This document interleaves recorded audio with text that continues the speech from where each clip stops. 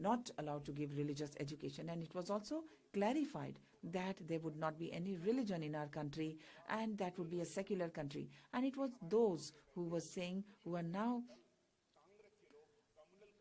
who were called as communal by some of the Congress leaders at that time.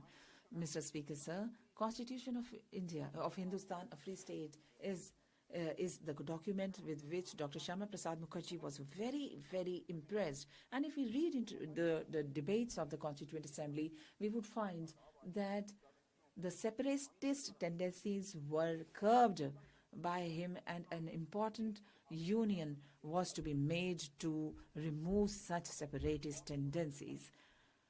Freedom and equality is the foundation on which a Republican government was established by, which was advocated by Dr. Shyama Prasad Mukherjee. In our constitution, we see and that such values are reflected in our constitution, but it has not been mentioned anywhere.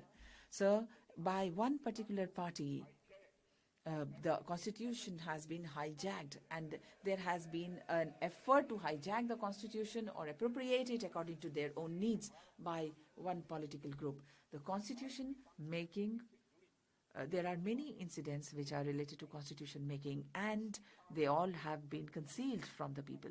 If we go deep into the history, we would find that there was a consensus amongst all the parties, groups, to make the constitution as it were at that time. Sir, I would also like to clarify that our constitution is not the result of one political party, one single party. It is the reflection of the hopes, the values of the people of this country by the people of this country.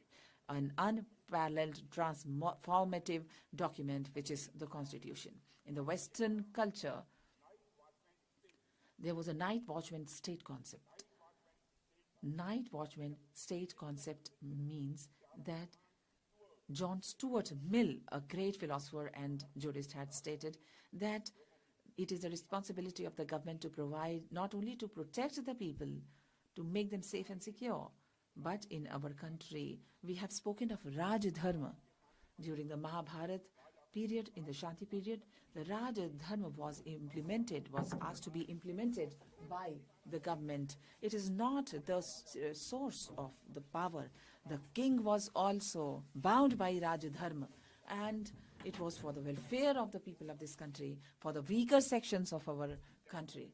Mr. Speaker, sir, our constitution is a constitutional machinery.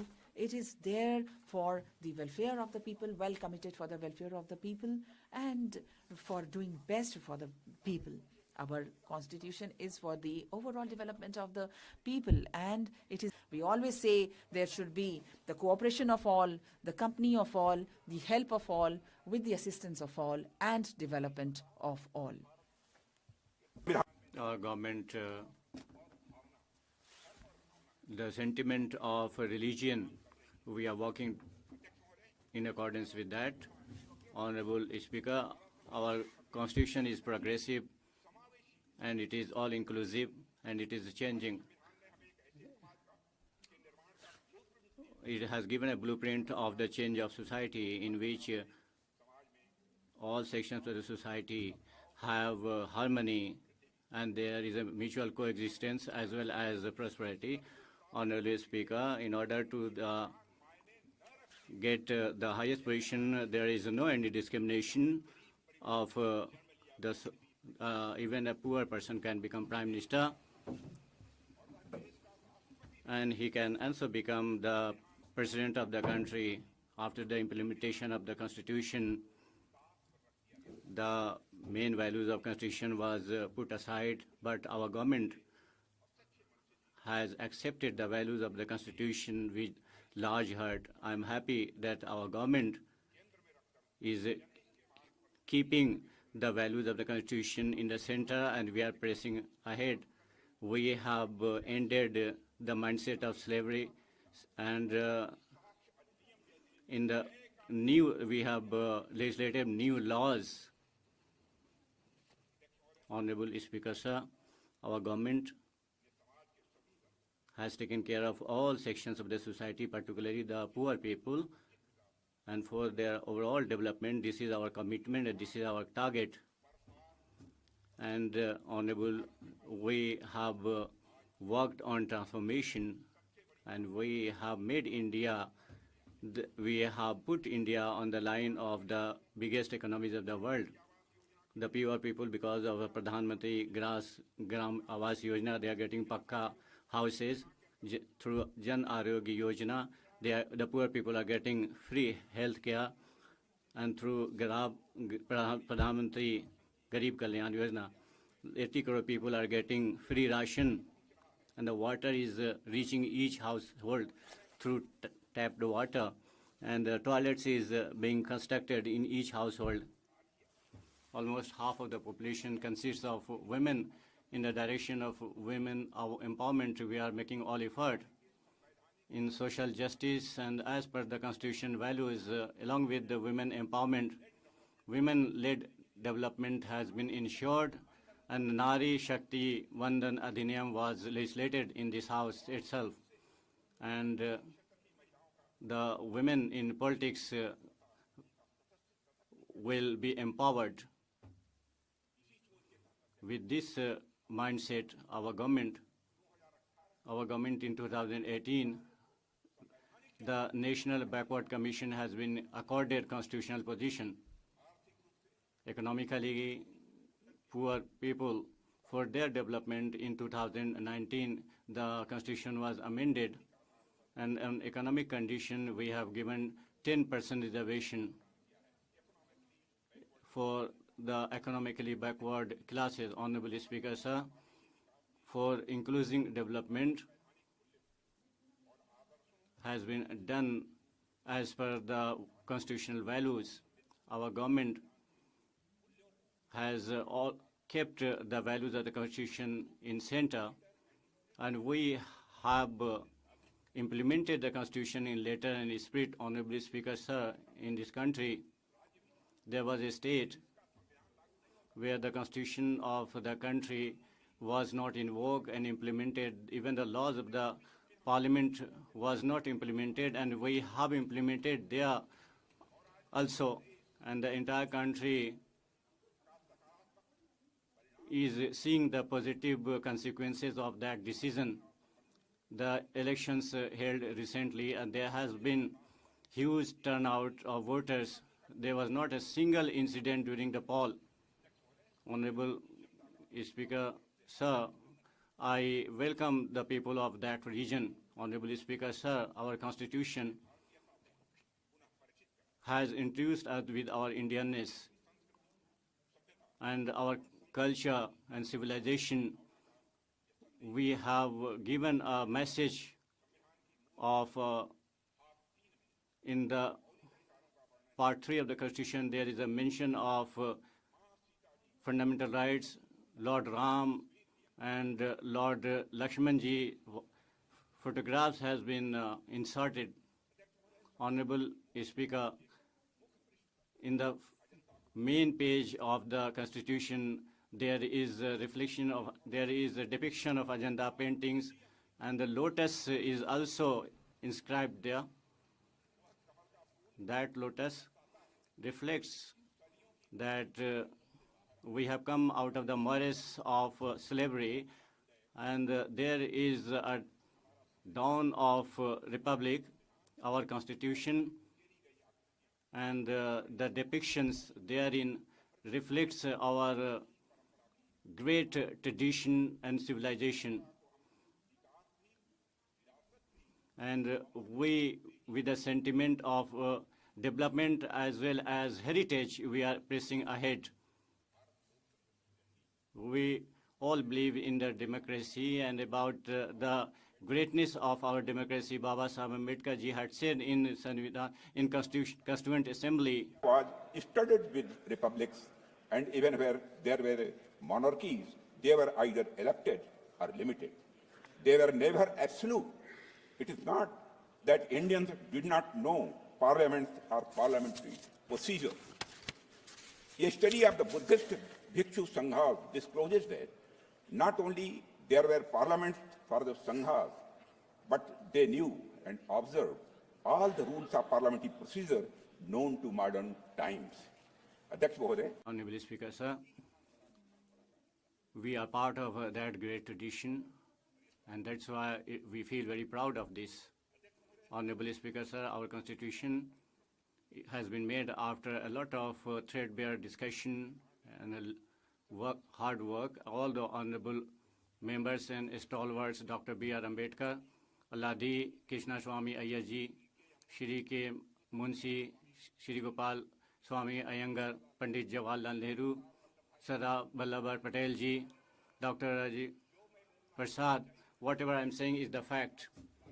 Dr. Rajendra Prasad and Dr. Shyama Prasad Mukherjee, leaders, such stalwarts, they were architects of the Constitution, and they have played their effective role. They have contributed immensely. S.B. Kamath, P.S. Deshmukh, R.K. Sirwa, Sepanlal Saxena, Thakur Das Bhargav, K.T. Shah, and Hridayanath, such stalwarts, they enriched our Constitution with their experience.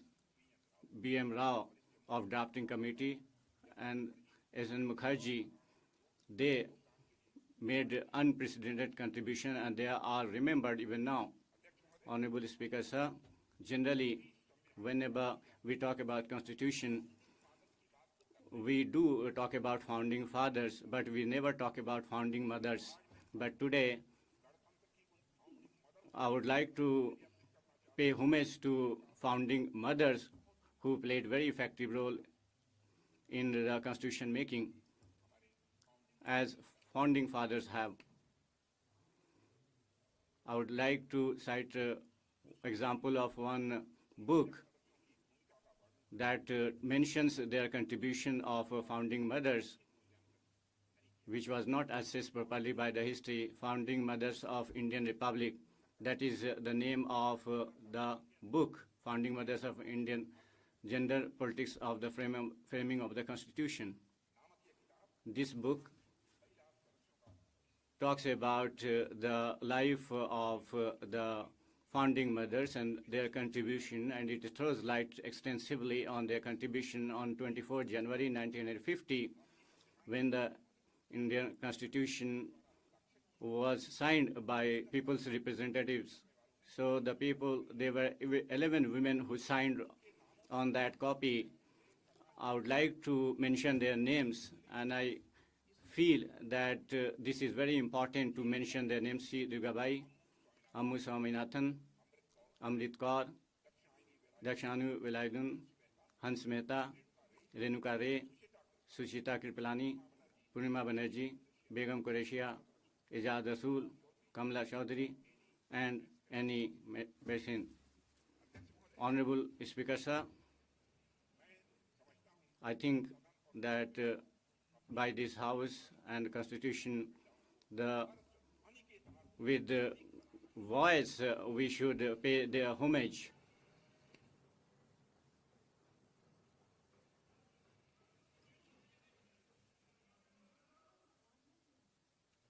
Honorable Speaker, sir, the Constitution of India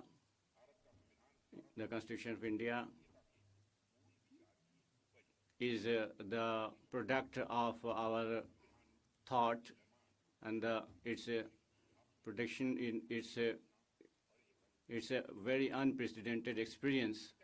Honorable Speaker, sir, like other Asian, when other countries, African states, they came out of the colony, their constitution was the gift of colonial party. Contrary to that, Indians, they created constitution themselves. This is a matter of pride for us. Honorable Speaker, sir, many post-colonial democracies of the world and their constitutions, for a long time they could not sustain, but Indian constitution, in spite of all challenges, without diluting its main values, it has been successful in maintaining our democracy, and is still doing that. Honorable Speaker, sir, I do feel and accept that the biggest reason is that in Indian, there is a commitment of Indian society towards the values of the Constitution, respect to the Constitution. And today, when we are celebrating 75th fifth year of Constitution. On this occasion, I also mention and appreciate the contribution of the Honorable Court, the custodian of the Constitution and interpreter of the Constitution. The Supreme Court's contribution can't be ignored, and we do accept their contribution. Honorable Speaker, when we are talking about protecting the democracy, now we are talking about protecting the democracy. It's our duty, but at the same time, we need to understand that who has respected and who has disrespected the Constitution. Honorable Speaker, sir, in this context, I would like to quote the autobiography of one honorable judge of Supreme Court. I would like to cite one sentence in which he has said in clear terms. Younger sister Santosh, I told my younger sister Santosh, I have prepared a judgment which is going to cost me the Chief Justiceship of India, unquote.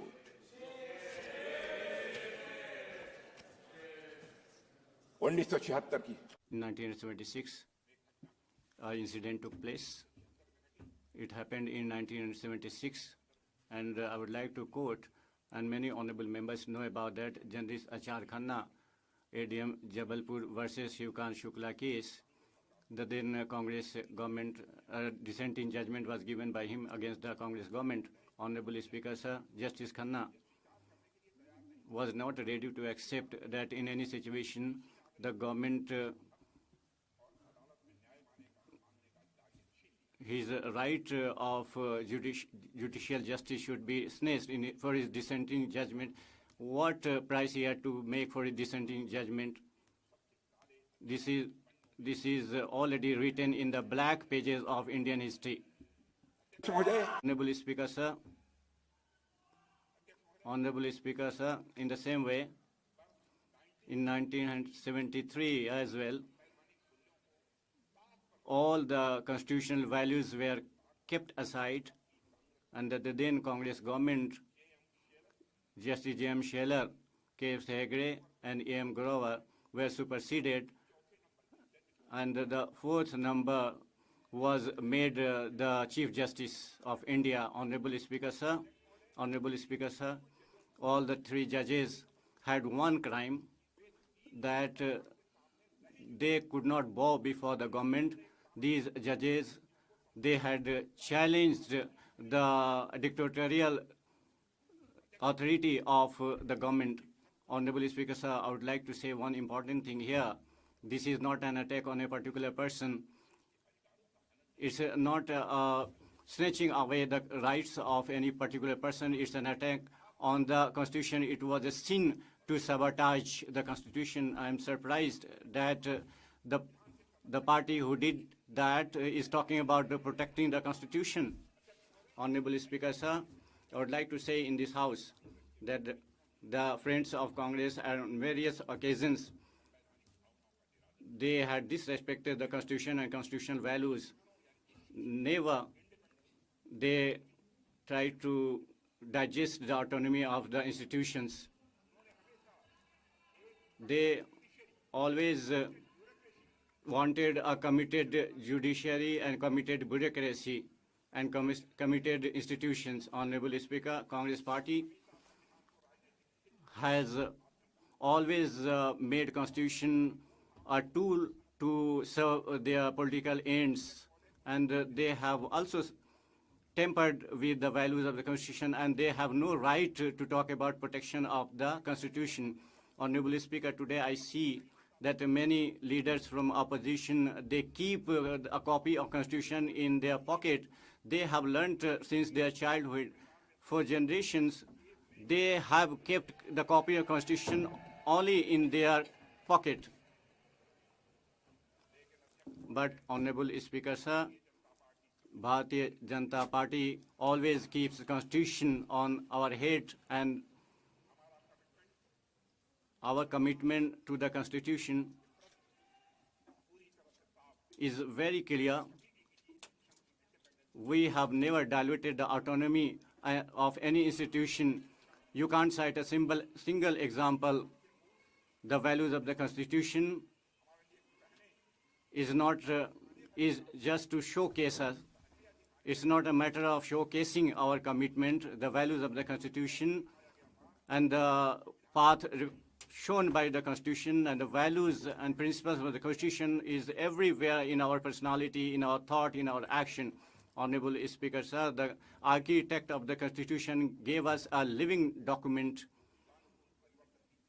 So as the changing times is pressing ahead, Baba Saheb Ambedkar ji and other architects of the Constitution, they had accepted that the Constitution can't foresee all the possibilities of future. That is why they gave us a right to amend.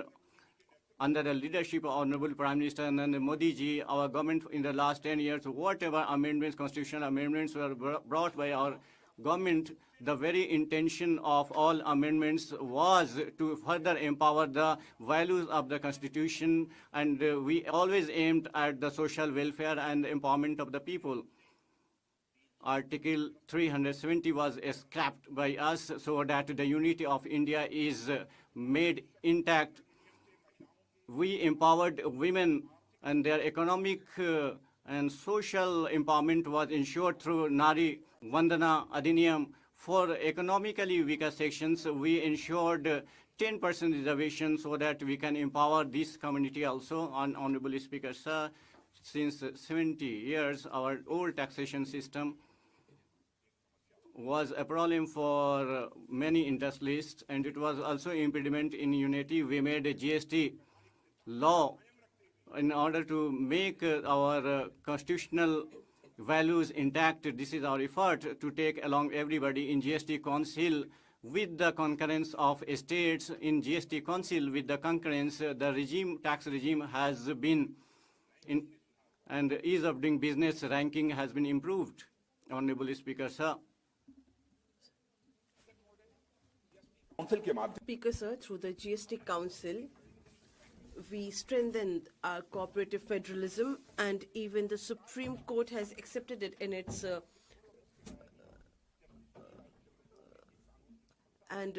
Justice D.Y. Chandrachud amendment commended it, saying that is to my mind a classical example of the collaborative cooperative federalism. Dr. Shyama Prasad Mukherjee ne kaha, Speaker, sir, Dr. Shyama Prasad Mukherjee said that just a set of rules. It is the spirit of India seeking its destiny. मुझे कहते हुए हर्ष अध्यक्ष महोदय, I'm really happy to state that, Speaker, sir, the Bharatiya Janata Party has always shown full commitment to Baba Bhimrao Ambedkar and the Constituent Assembly, and we have taken him as a guiding principle. Speaker, sir, we never use the Constitution for political gains like the Congress Party did, and I can tell it with full vitality that we have lived the Constitution and we have faced the conspiracies against the Constitution and have taken all pains to conserve our Constitution. When Honorable Atal Bihari Vajpayee was the Prime Minister in 2003, to strengthen our good governance, we started the minimum government and maximum governance.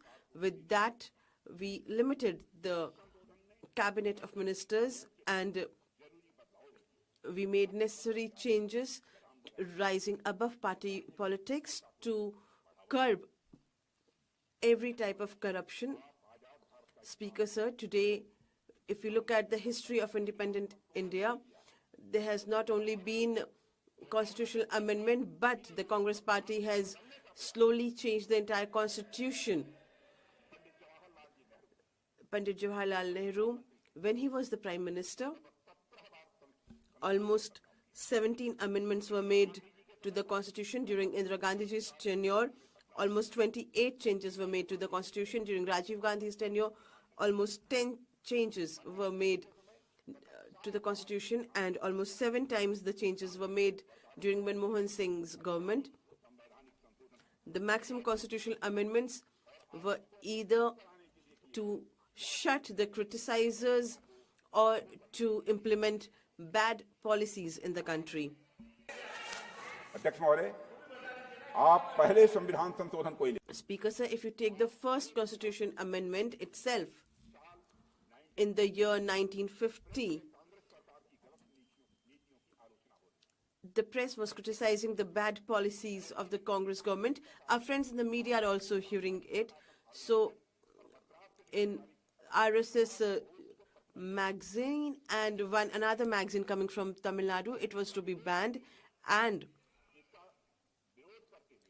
it was opposed, and RNIL editor Shri K.R. Malhani had written at that time, and I quote, of the press to threaten the liberty of the press for the sole offense of the non-conformity to official view may be a handy tool for tyrants, but only a crippling curtailment of the civil liberty in a free democracy. A government can always learn more bona fide criticism of the independent thinking citizens than the fulsome flattery of the sultans. Sultans का मतलब चापलूस होता है. Sultans means people who try and appease other. Now, RSS and Malkani ji, they challenged the government's orders in the Honorable Supreme Court, and they cancelled the censorship order and said that this is unconstitutional, the decision taken by the then government. Speaker, sir, today the Congress party, which is harping on the constitution, instead of respecting the Supreme Court orders, in 1951, the freedom of expression of citizens was taken away by them. The first election was also not held. There was no mandate, but the first constitution was made in a hurry so that the freedom of expression be curbed and the criticizers can be made quiet. Sir, we all know that Honorable Baba Sahab Ambedkar played a pivotal role in the constitution, but very few know this, that once the constitution was enacted, the Congress tried many a times to weaken the fundamental rights, and Baba Sahab Ambedkar was against it. When 1955, the fourth constitution amendment was brought in to weaken the fundamental rights, Baba Sahab Ambedkar said against it, and he quoted, "This attitude of treating the fundamental rights with contempt, as though they were no consequence, that they could be trodden upon at any time, with the convenience of the majority or the wishes of the party chief, is an attitude that may easily lead to some dangerous consequences in the future. And therefore, I feel very sorry that even a matter of this sort, namely the infringement of or the deviation from fundamental rights, is being treated by the party in power as though it was a matter of no moment at all." Unquote. Adhyaksh Mahoday. Speaker, sir, the Congress party and its leaders, they tried to curb, and they had this attitude of curbing the fundamental rights of the people. And Baba Sahib Ambedkar, when he was in power, he repeated it many a times that I will now talk about some constitution amendments made by the Congress of emergency, and to make it non-justifiable, there was an election amendment bill was brought whose sole purpose was to give immunity to all the electoral ill practices through which the elections could be challenged. Speaker, sir, this was a highly condemnable constitution amendment which was made in 1977, the 41st Constitution Amendment, and its sole purpose, I would like to draw the attention of the House to this, that the sole purpose was the Prime Minister, the Governor, and the President, before taking their oath during their tenure, for all the activities, it was to provide immunity to them from any and all criminal activities. Sir, it meant that if anyone becomes a post holder or any of these three chairs, all their crimes would be condoned off. But how can we do that? The misuse of constitutional powers did not stop there on 28 August 1976, the 42nd Constitution Amendment was brought in, where it was provision that any law's constitutionality can be declared by a 7-bench judge bench and with 2/3 of majority. And I'm sorry, but is it not made by a tyrant to meet their own agenda? They did away with the basic structure, and it was made a provision through the 42nd Constitution Amendment that under Article 368, this constitutional amendment is illegal. You know that Article 368 provides that Constitution can be amended, and Lok Sabha's tenure was also increased to 6 years. Speaker, sir, is it not just an end to meet what a tyrant wanted to do with the Constitution?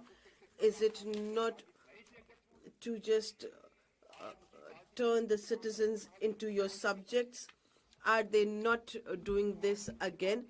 Today, the same party people, we do not have any objection to what they're doing, but they should not mislead the people in politics. They have to meet eye to eye with the citizens if they have to do any sort of politics. You have to come with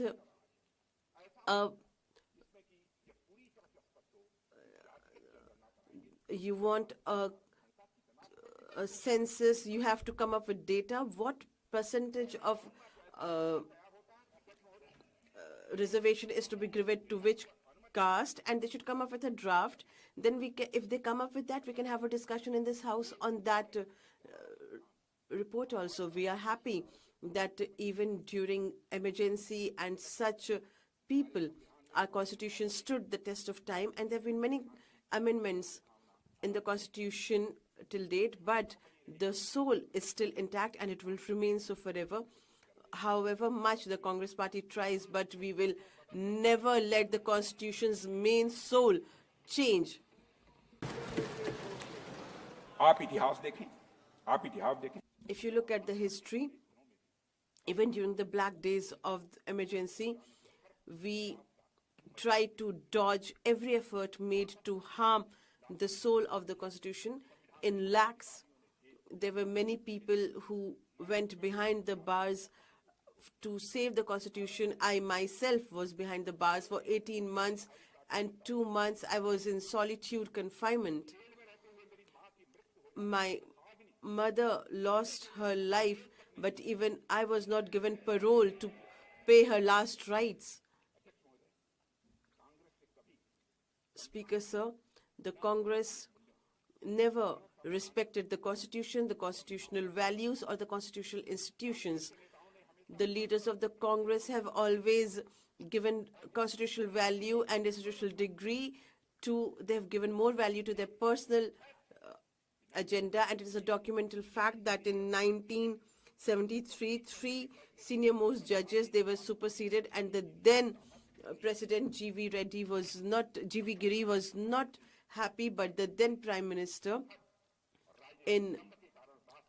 because of her adamance, she did not respect the President, and today they are saying that they are the soldiers of the Constitution, but they forget that Article 356 was misused by Indira Gandhi ji many a times to bring the government down. Speaker, sir, to say in a concise manner, whenever Congress party had to choose between party and constitution, they always chose their own party and their personal interests. Speaker, sir, now I would like to say something about Uttar Pradesh, which are from my tenure when I was the president there. On 6 December 1991, I was the education minister, and on 11th December, we received the information that there was some problem in the infrastructure, and the Shri Kalyan Singh ji government resigned to the governor. So I would like to say that Kalyan Singh ji rendered his resignation, but the resignation was not accepted of a majority government, and after a few hours, he was removed from power. This is the first example of constitutional power misuse which I saw in my tenure. Speaker, sir, I will just share a few of my experiences. On 22nd October 1997, I was the party president of Uttar Pradesh. Kalyan Singh ji was our chief minister, and we proved our majority, and K. Srinath Tripathi ji gave his consent on the majority of our government. Still, the opposition party, where our friends from the Congress were also there, they went to the governor of Uttar Pradesh, and the governor said that they think that the government does not have majority, whereas we had already passed the floor test. So even in the Vidhan Sabha, after passing the floor test also, this government was not given majority, and in the evening, the cabinet sent it to the president for their assent. Speaker, sir, I remember that at that time, at midnight, we all of us MLAs, we went to the president's house, and 246 MLAs were present in front of the media.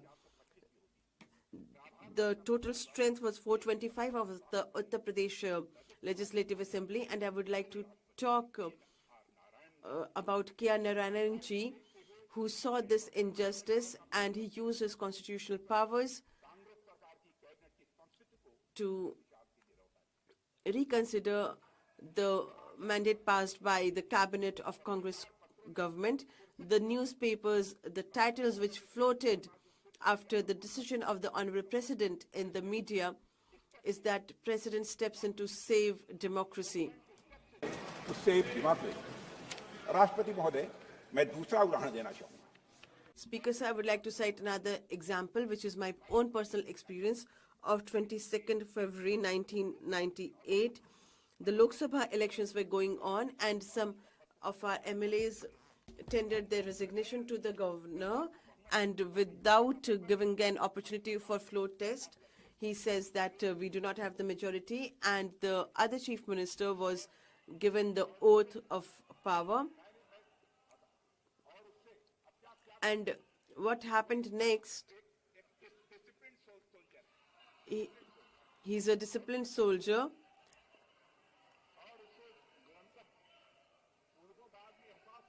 Later, he realized that the party had misused them. That is why he joined BJP later.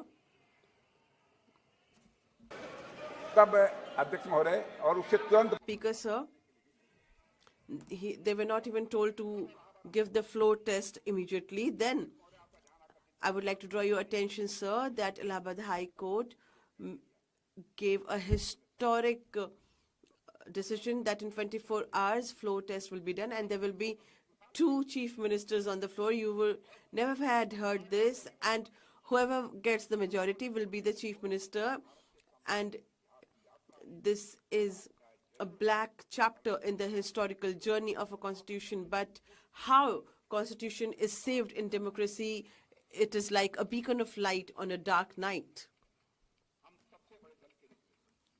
We came out as the biggest party, and we, along with JDU, were the biggest alliance, but still we were not allowed to make the government.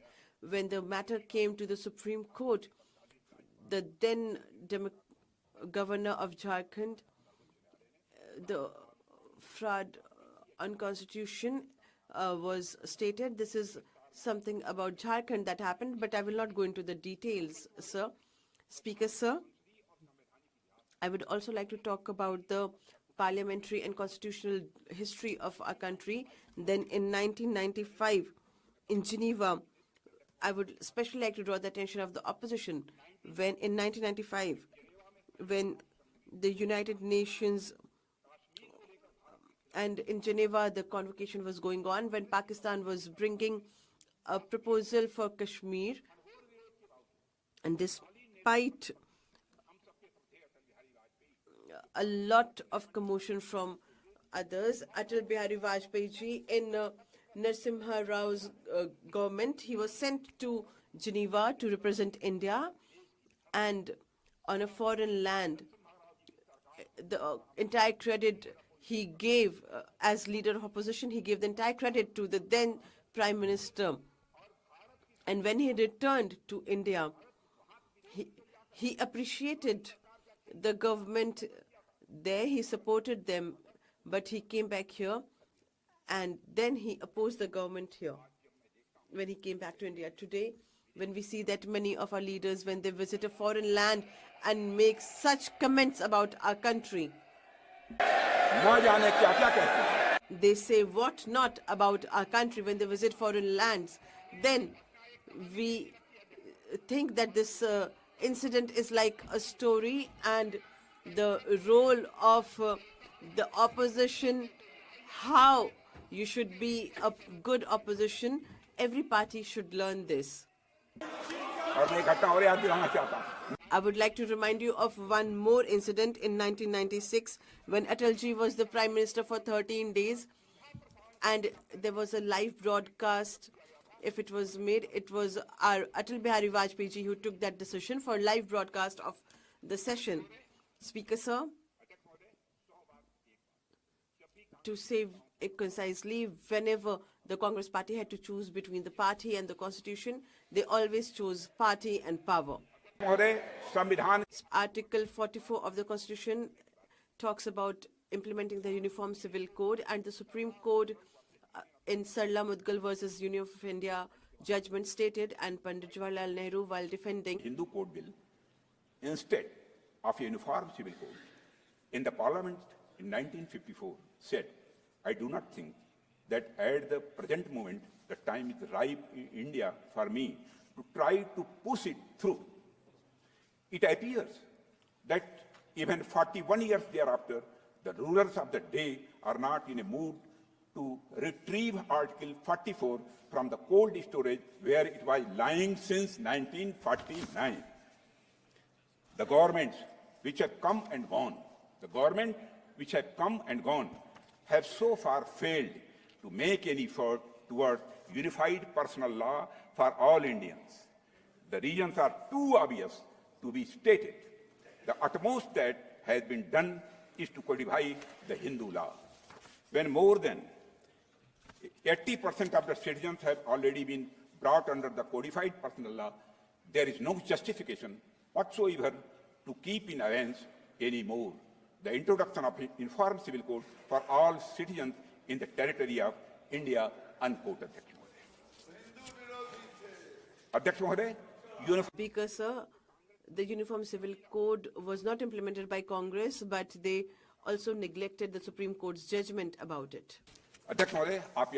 Speaker, sir, if you remember the Shah Banu case, which is a historical decision for the Muslim women of the country, and I will call it historical because the Supreme Court gave its judgment in favor of a divorced Muslim woman, Shah Banu, and the Supreme Court stated that the Muslim women are also eligible to get allowances. And Speaker, sir,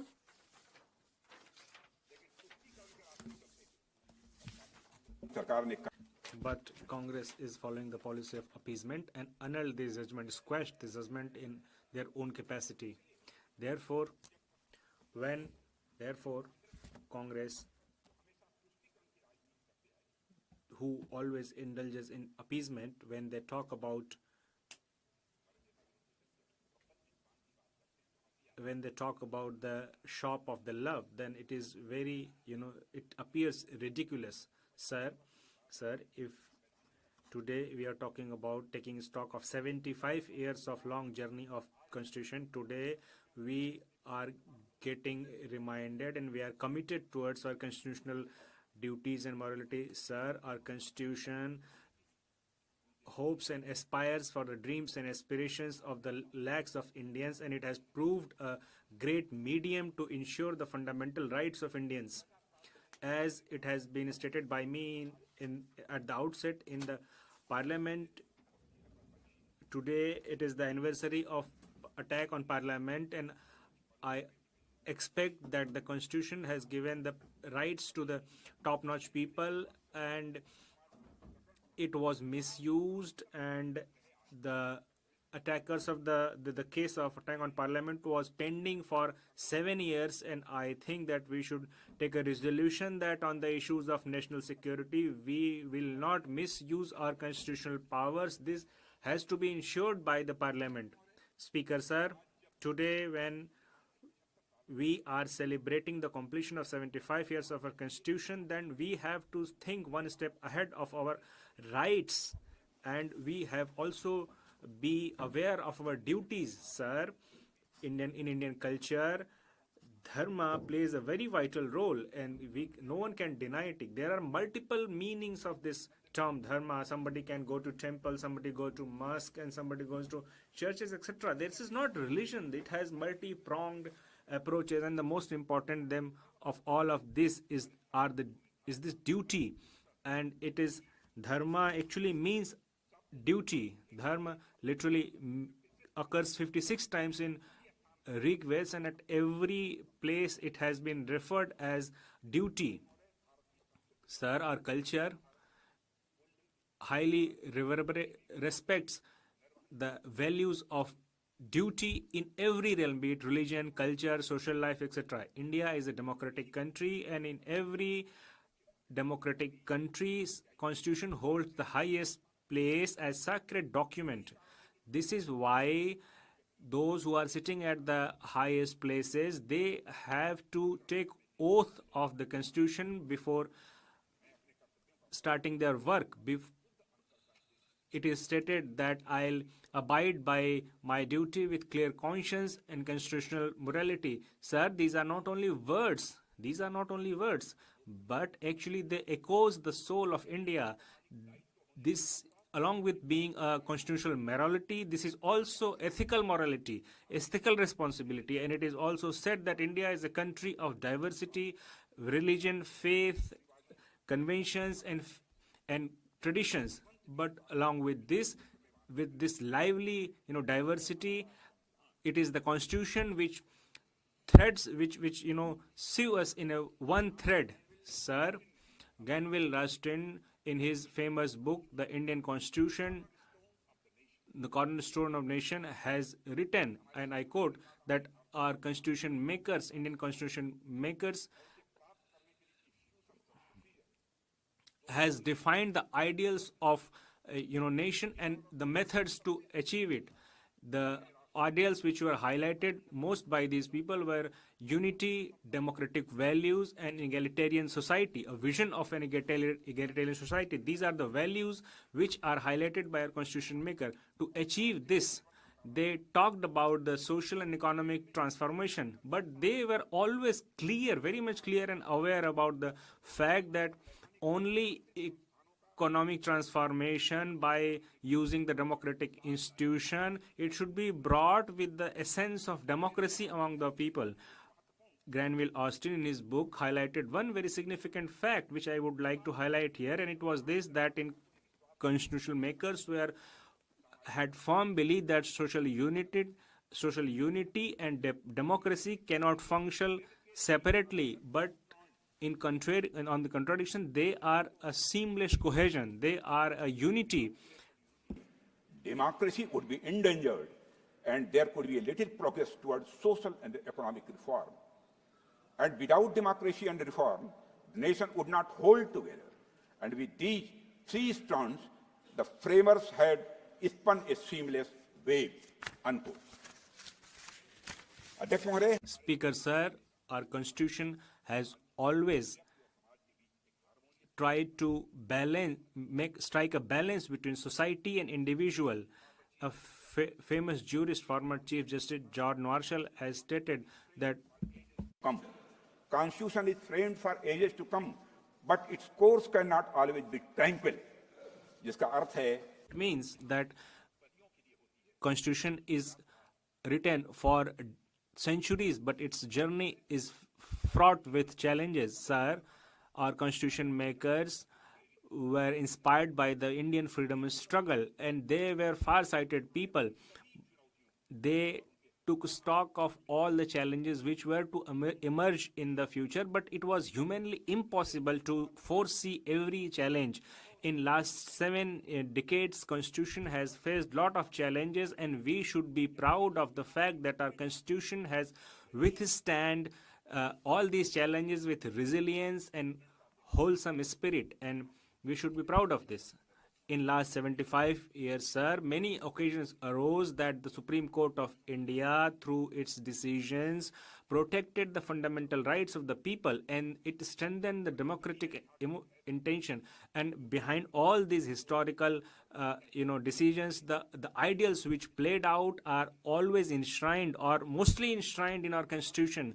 Indian Constitution was such an ideal that through which the biggest democracy of the world came into existence and functioned successfully. It was a charter, sir, which transformed and perpetuated an ancient civilization into a modern functioning democracy, and in last 75 years our Constitution is playing this role very efficiently and successfully. Sir, in last 75 years the basic ethos of Constitution is inspiring the Supreme Court and to promote the linguistic equality, to promote the federal structure, to protect the environment, and to protect the fundamental rights of the people. Sir, in this context, sir, I wish to state that the guiding principles behind all these historical egalitarian decisions were enshrined in the Constitution. They are already in the Constitution.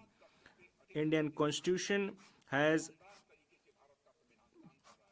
not only protected India for 7 decades, but it also faced numerous challenges, and with every challenge it is getting stronger and stronger, and I believe that the biggest cause of this is the constitutional morality. Honorable Speaker, sir, Dr. Ambedkar, on 4th November 1949, Baba Sahib talked about this same constitutional morality, and he quoted a famous thinker that inseparable condition of a government at once free and peaceable. अध्यक्ष महोदय, हमारे भारतीय संविधान को in our Indian Constitution should be looked at in the context of constitutional morality, and for this we should be grateful to the Baba Sahib and every member of Constituent Assembly on 26 November 1946, just before one day of 26 November, and he spoke, and it is known as Grammar of Anarchy speech. And Dr. Ambedkar said that I feel that any constitution, howsoever good it is, would transform into a bad constitution if those who are running it are not good people. Similarly, no constitution, howsoever bad, could prove good if those who are running it are working with good intent.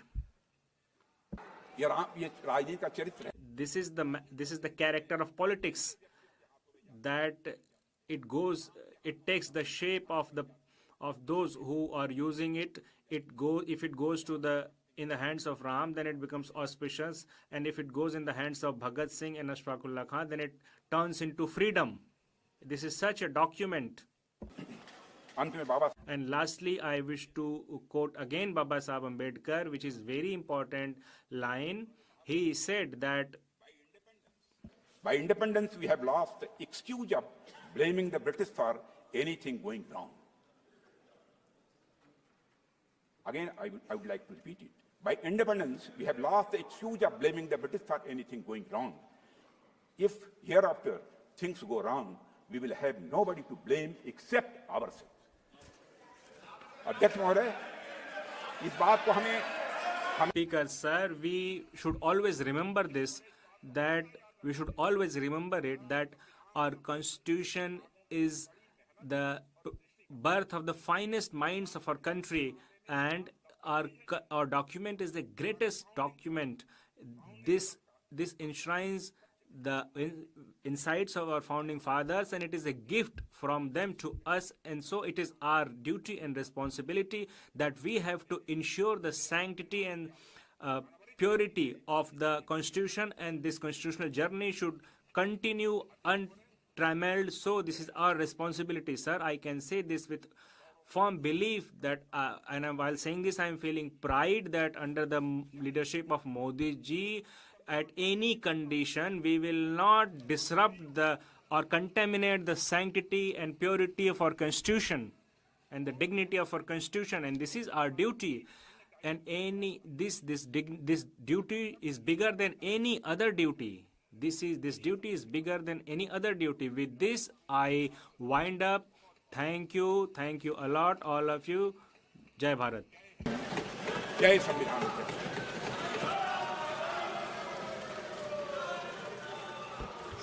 Shrimati Priyanka Gandhi Wada.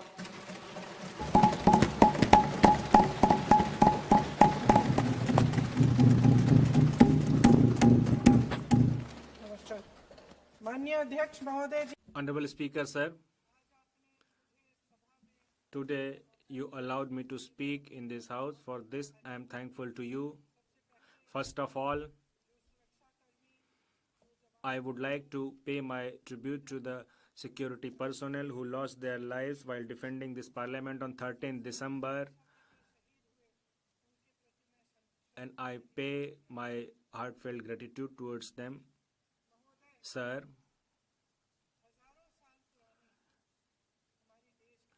our civilization is thousands years old, and we have a tradition, age-old tradition, and this tradition imbibes the dialogue, the communication, and it is a very great tradition which is enshrined in the Vedas and Upanishads, in our religious texts, and our culture always promotes dialogue and communication in other religions also, like Islam and Sufis, in Buddha religion, Jain religion, and Sikh religion. The process of dialogue, discussion, etc. Have always been promoted as culture, and from this tradition only our freedom struggle emerged. And our freedom struggle is a unique struggle. If we look at the global scenarios, it was a unique fight which was based on violence, non-violence, and truth. And this tradition of dialogue and discussion promoted this freedom struggle, because this freedom struggle for independence which we fought was very democratic in its ethos, and it included the peasants of the country, the laborers of the country, the advocates of the country, the intellectuals of the country, be it from any caste or community they participated, be it from any linguistic affiliation. All of them partook in our freedom struggle, and they played their part.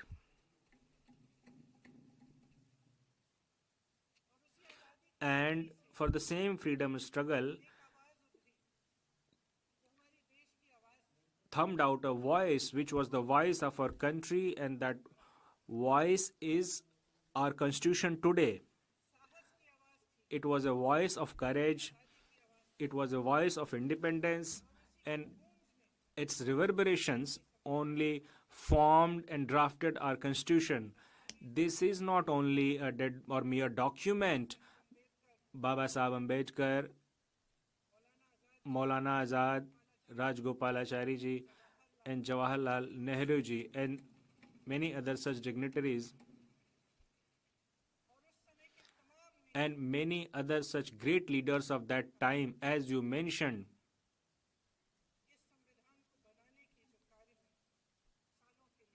that they worked hard very diligently for years. Our Constitution talks about justice, hope, expression, and aspiration. It is a lighthouse for all it is a lighthouse of all these emotions for the millions of Indians. Sir, this lighthouse has given us strength to identify our strength, that we can get justice and we can fight for our rights. And when he will raise his voice, then the might of the government has to bow down before him. This government, this constitution has given rights to every citizen of this country, that he or she can make or break a government in this country. This lighthouse, which is burning in the heart of every Indian, it has strengthened every Indian and gave him faith and belief that in the property of the resources of the country, he too or she too has a share, and he or she, they have a right of a secure future.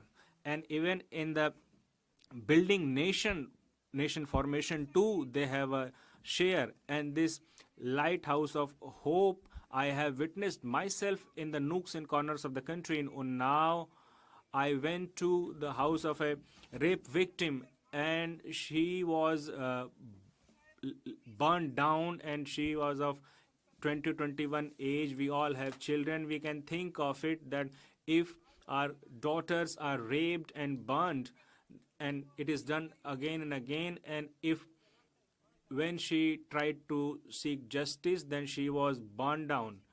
And I met with the father of that daughter, and his crops were destroyed, his brothers were beaten up, his father was beaten up very badly, cruelly, and his father told me that the daughter, he told me that I want justice. My daughter was, when she went to police station or district headquarters to lodge a FIR, she was denied, and every morning at 6 a.m. she used to wake up and she used to go to the next district headquarters to file an FIR. I asked her not, his father told her not to go alone, not to travel alone, but his daughter replied him to, no father, I will go, I will fight, and this is my battle, and I will definitely fight.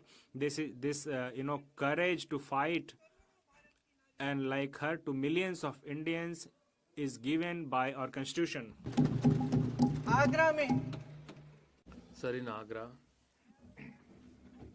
I visited the home of Arun Valmiki. Arun Valmiki used to work in police station. He was a sanitation worker. Sir, you can understand. Like us, he also had his family. He was newly married and he had a child of 2-3 months. There was a theft case in police station and he was made guilty. So allegation was on him and his family was captured. And you, sir, you are laughing. This is a serious issue. Arun Valmiki was beaten and he died, and he was tortured. His father was tortured. His whole family was beaten up. When I went to meet this young lady who became widow recently, she said, Didi, I want just one thing, and that is the justice. And for this justice, we will continue this fight. So this courage is infused by our constitution. Some people from Sambhal came to visit me, and who were the family members of the people who died. Adnan and Uzair, 2 children were there among them. 2 children, Adnan and Uzair, also came. One child is of the age of my child, and the second is 17 years of age, and they were the son of a tailor, and it was his dream that he will get his children educated and he will make his son a doctor and they will be successful. So their father used to leave them in school and the same thing happened on that day also. He was not aware of the right like situation, and he was shot dead. And the 17 years child Adnan says to me, 17 years son Adnan says to me that I will be a doctor in future and I will fulfill the dream of my father. This dream, this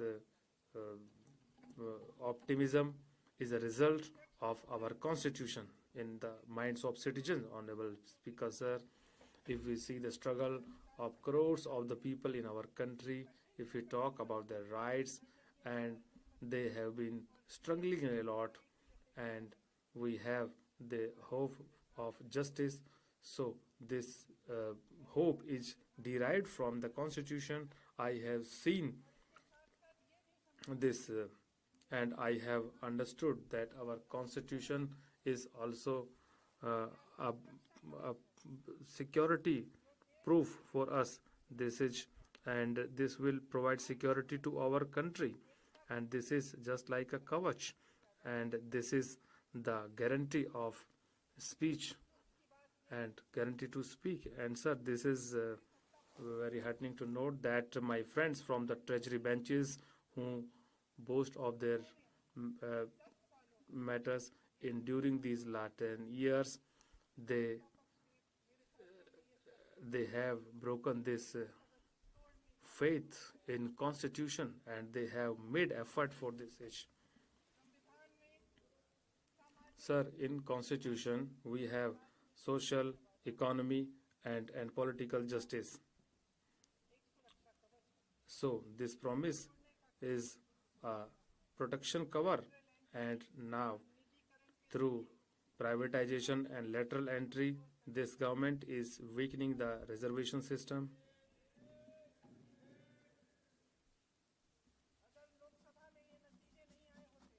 Had the result not been so in Lok Sabha, they must have started the work of changing the constitution. Sir, this is the truth, that today they are calling, they are saying constitution, because they know that the people of this country will try their best to protect the constitution, and now they have realized it.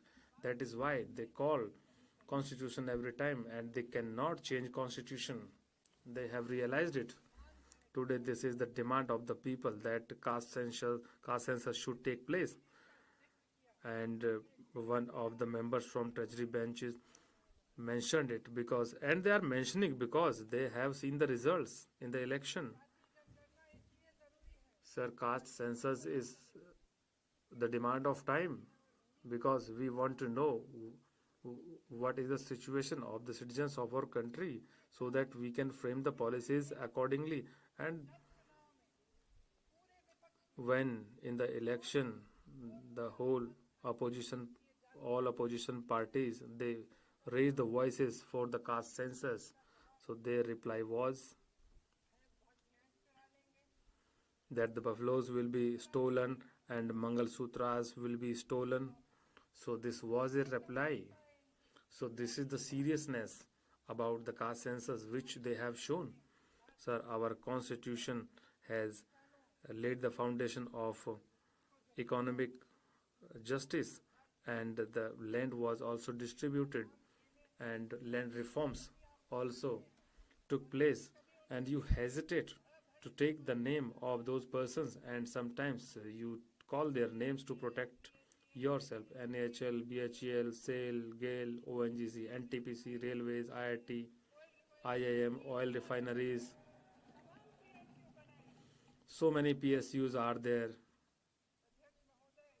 Honorable Speaker, sir, their name can be erased from the books and from the speeches, but whatever they have founded, whatever work has been done by them for this country, you can never erase it. You can never forget it from this country during these last 75 years. It has been the trust of the people of this country that the policies will be formulated for the welfare of the people, and we have our tribal brothers have got the right for their land and water. Indiraji nationalized the banks and the mines.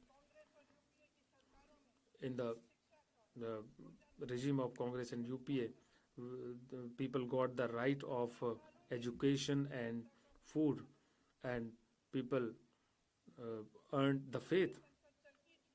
Earlier, during the proceeding of the House, the people expected a lot from the government, that the government will discuss on unemployment and price rise, that government will find out some solution. People thought that if some policy is to be formulated, that will strengthen the economy and it will boost the economy, boost the market of India, and it will improve their future. Sir, our farmers and our tribal brothers and sisters, they had faith that if there will be any amendment in the land related laws, it will be for their welfare. You talk about the women empowerment, and we are talking on this issue just because of the election, because in our election women have been empowered and their power has been converted into votes. Now you are forced to recognize that without the power of women, the governments cannot be formed. So you are repeating the empowerment of women. The act which you have brought, why don't you implement it? Why will it be implemented after 10 years? Will the women of this country wait for 10 years?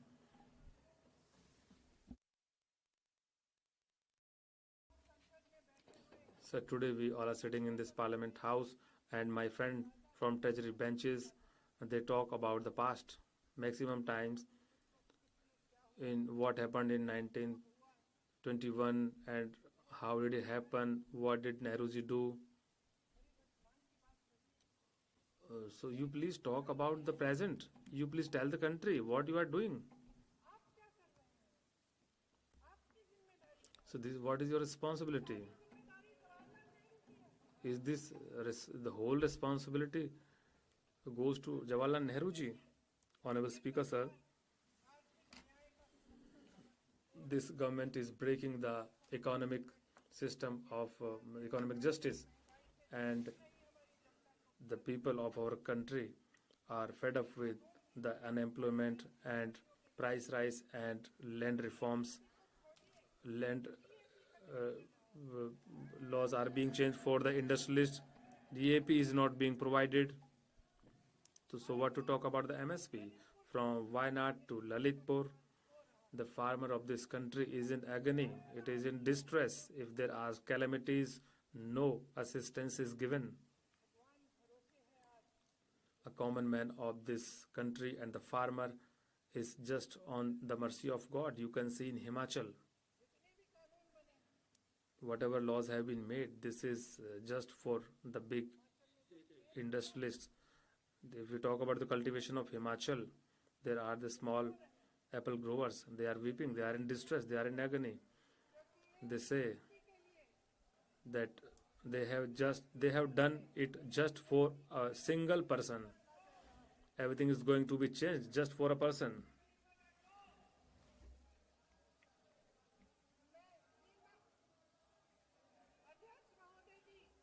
Honorable Speaker, sir,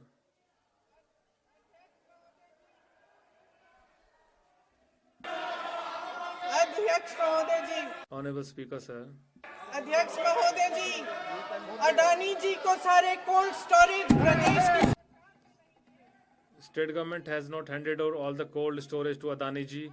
It has been handed over by your government. The whole country is watching it.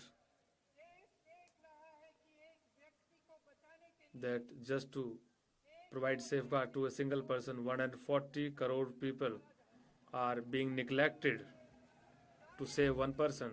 All the businesses, all the resources all the whole prosperity and all opportunities are being given to just a single person. All the ports, airports, roads, railway works, and all factories, minings, and all government PSUs and other factories are being handed over to just a single person. The people of this country always had this faith. If there is nothing, the constitution is there to protect us. But today, the common man is in fear and he thinks that the government is working just for the profit of Adani ji. Very promptly, inequality is increasing in the country. The poor is getting poorer and the richer is growing richer. And this government has not even protected the cover of economic justice. If when we talk about the political justice, my friends from treasury benches, they stood up and they started to count this happened, what happened in 1975.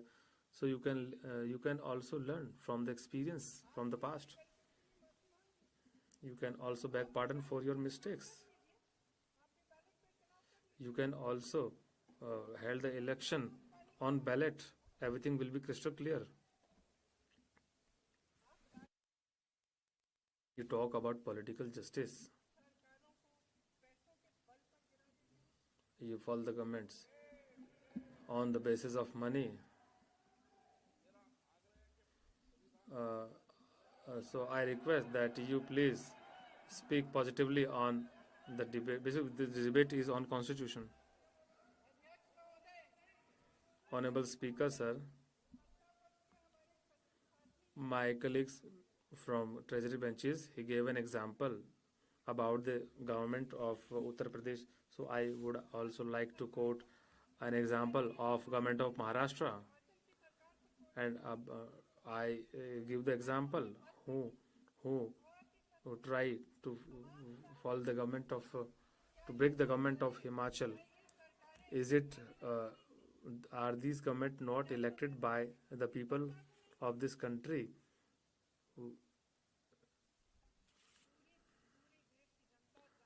Sir, the whole nation knows and they laugh on them that they have a washing machine.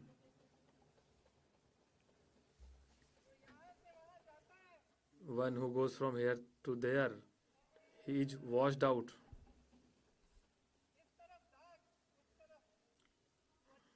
All the spots are washed there and he becomes clear. And many friends from this side have gone that side. I can see them. They have been washed in the washing machine. Honorable Speaker, sir, where there is fraternity and our constitution gave the guarantee of unity and integrity. Now they are breaking this unity and integrity. They are spreading hatred and they are damaging the unity of the country. Honorable Prime Minister in this house, he took the book of constitution and he saluted it. But in Sambhal, Hathras and Manipur, when the people demand for the justice, then he has no mark of worry on his forehead. I think he is not able to understand that the Constitution of India is not the law of Sangh.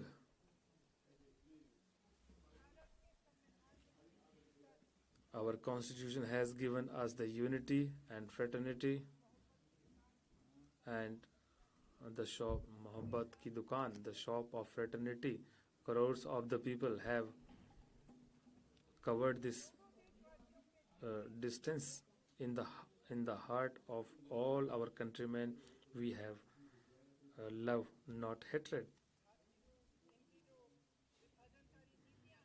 They have the policies and they have the faulty policies. They do it for the political mileage. What to talk about constitution, they cannot maintain the unity and integrity of the country. We have seen in Sambal, Manipur, and other places also. In fact, they say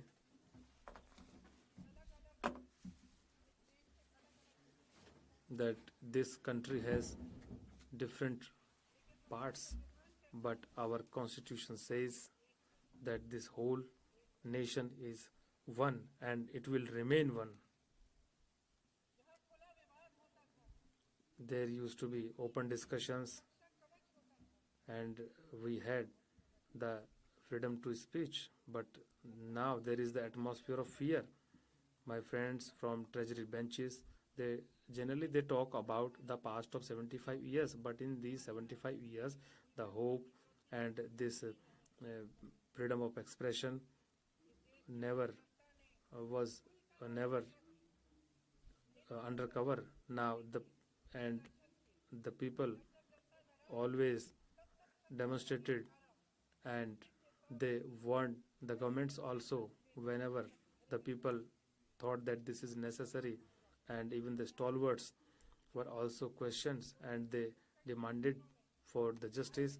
And in the tea shops and in the families, households, in streets and mohallas, in publication houses, in the judicial system, we always had discussion on these important issues. But today the situation is different. Either it is the leader of opposition or the media person or any student or any union head, they take the help of ED, CBI, and forged cases are lodged against them, and the leaders from opposition are also laden with cases. This government has not left anyone from doing so. They impose the charges of sedition also. I remember some lady teachers were in some procession, so they were also said. The cases were registered against them for the sedition. Their media machine is spreading lies and they impose allegations, and this is also the result of fear. Sir, I would like to remind this August House that such atmosphere of fear was during the regime of the